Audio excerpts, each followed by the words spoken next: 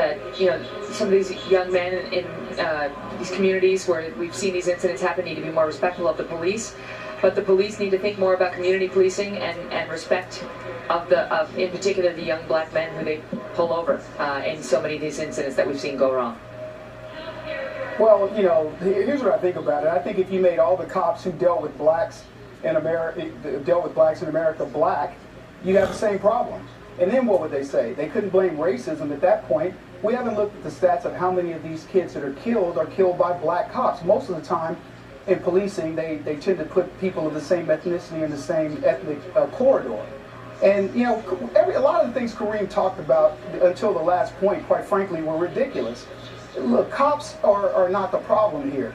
To have that lady come speak when her son was a criminal who tried to kill a police officer is a travesty. It is a slap in the face to law enforcement, and there's no other way to talk about that. And the optics of this on the heels of 2 brutal police assassinations of 5 police officers in Dallas and 3 in Baton Rouge, and all going on all around the country is quite frankly, it would be frightening. It is frightening thinking that Hillary Clinton would do this.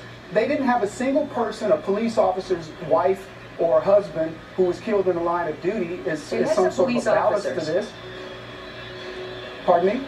They had police officers appear, but not the families of the fallen. I'm talking about the family members of cops who were killed. They didn't have any blacks who were killed by other blacks that to come tell those tragic stories. In 2015, 6,000 black people were killed, and the majority of them were killed by other blacks. Did they tell any of those tragic stories? When I was in Cleveland that weekend before, there was a 2-year-old kid that got shot in a drive-by. Did they bring that family up to talk to them? Look, the police officers are under tons of scrutiny, and the criminals in this country are under very little scrutiny, and to pander. What that Democrat convention is, what's happening right now, Megan, is they are pandering to blacks. This is not helping the situation one bit. It's making it more dangerous for blacks.